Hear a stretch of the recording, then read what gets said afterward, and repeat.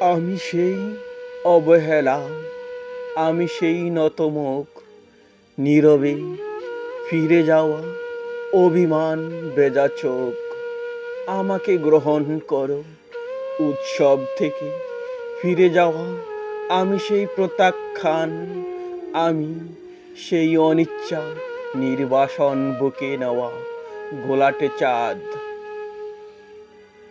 আমাকে আর কি বেদনা দেখাবে, তপ্ত সীসার মতো পুরি পুরি একদিন কঠিন হয়েছি শেষে, হয়েছি জমাট শিলা। তবু সেই পাথরের অন্তর থেকে কেঁদে ওঠে একরাশ জলের আকুতি।